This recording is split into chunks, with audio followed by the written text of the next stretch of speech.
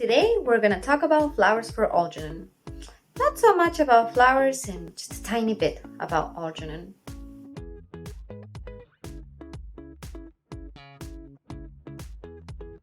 Flowers for Algernon tells the story of Charlie Gordon. He's a 37-year-old man who works at a plastic box company. Unfortunately, Charlie is not exactly like everyone else. He has a series of cognitive deficiencies that do not allow him to relate to others very well or understand reading or writing as normal people would normally do. Charlie even attends a special needs school with other people with his same condition. The class is taught by Miss Kenyon, who eventually becomes important in the story. One day, Charlie becomes very excited after a group of scientists decides to choose him for an experiment in which they would make him smart. These scientists decided to go through with the experiment after one of the operations on a group of mice that they did was successful, particularly on one of them, Algernon. Charlie is very excited and goes through a series of tests that will determine if he is fit or not for the surgery. They eventually find out that he is, and he goes through with the procedure. After a while, Charlie notices that things begin to improve. Not only his writing becomes better, but also his ability to speak with other people. He even begins to form deeper relationships with those surrounding him, including Miss Kenyon, whom he eventually falls in love with. Unfortunately, Charlie realizes that not everyone is so nice as he believes them to be. His co-workers at the company always prank him and are always making fun of him over the simplest things. Charlie becomes very disappointed at this because he realizes that being normal is not exactly what he had signed up for. However, his intelligence continues to skyrocket. Charlie becomes very proficient in areas of math, science, languages, and even reading. He begins to understand a little bit more about his condition and wants to figure out how can he extend it to far better limits.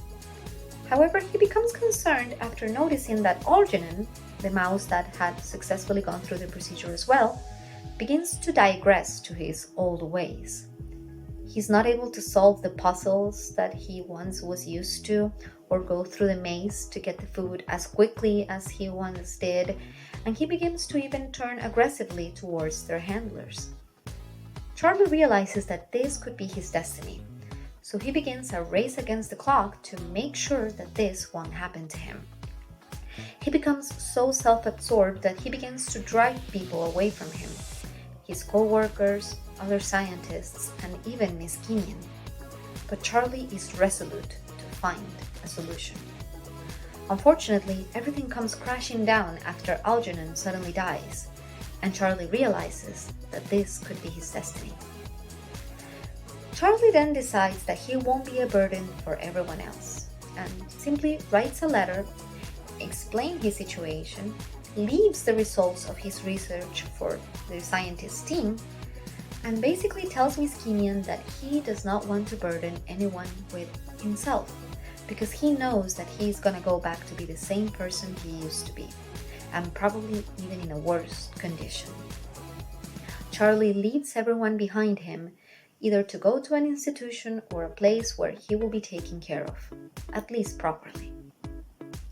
If we can pick out one of the messages of this story, I would say the most important one is compassion. We need to learn how to be more compassionate to one another, especially in the field of mental disability. There needs to be a bigger understanding of all these issues so that we, as people, can communicate more effectively and more compassionately. Thank you so much for watching this short summary. I hope this was useful for you. If you have any suggestions on any other readings that you would like to just have a little quick summary of so that you can help your students as well, don't forget to leave a comment in the description box, or if you have any suggestions, I'm welcome for everything. If you like this kind of content, don't forget to subscribe.